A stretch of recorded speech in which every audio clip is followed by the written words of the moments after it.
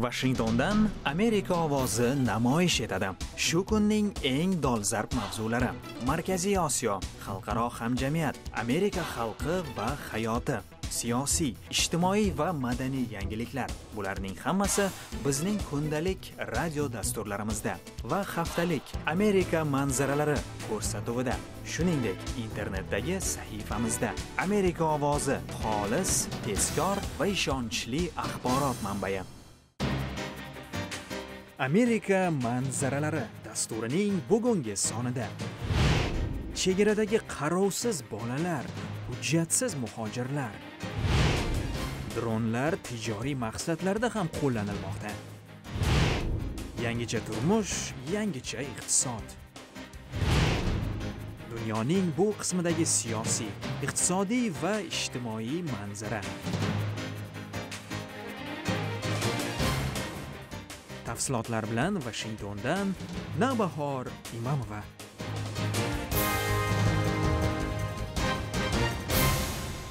Assalomu alaykum. Amerika xalqi va hayoti, tashqi siyosati va global mavzular haqidagi ko'rsatuvimiz huzuringizda.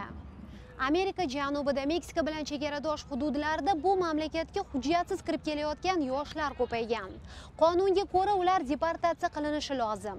Lekin sud hukmlari va Obama ma'muriyat qabul qilgan ayrim qarorlarga ko'ra bu yoshlar AQShda yangi hayot boshlamoqda. So'nggi bir yilda 50 ming bola Markaziy Amerikadan Qo'shma Shtatlarga kirmoqchi bo'lganida chegarada qo'lga tushdi. Aksariyati vatanidagi jinoiy to'dalardan va qashshoqlikdan qochmoqchi bo'lganini aytadi. Ayni vaqtda voyaga yetmagan bolalar AQShdan o'z mamlakatiga haydalmasligiga umid qilib keladi. Ellen Rivers Maryland shtatida yashaydi, hujjatlari yo'q. Yaqinda 15 yoshli o'g'li Ektorni Qo'shma Shtatlarga noqonuniy yo'l bilan olib kelish uchun $15 ming to'ladi. Bola Texasda chegarada qo'lga tushdi, lekin keyinchalik ozod etildi. Hozir onasi bilan sudni kutyapti. Yo'q, menimcha uni uyga qaytarib yuborishmaydi. Bilmayman. O'g'limni haydashmas deb umid qilaman. Xudoga ishonaman. Obama 2007-yilgacha voyaga yetmay turib Qo'shma Shtatlarga kelgan va hujjatsiz yashayotgan muhojirlarni deportatsiya qilmaslikka qaror qildi. Tanqidchilar bu qaror noligallarni ko'paytirdi deb hisoblaydi.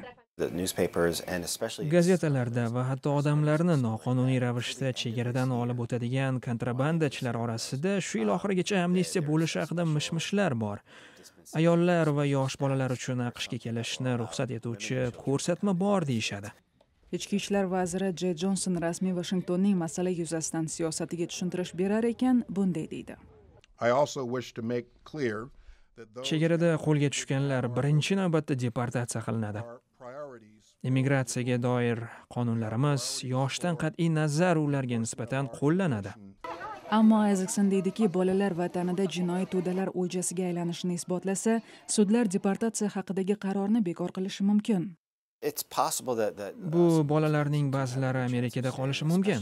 Ular vataniga qaytgach xavfga yo'liqishini dalil bilan isbotlay olsa. Washingtondan Brian Padden, Nasiba Tohir. Amerika ovozi xolis, tezkor va ishonchli axborot manbai.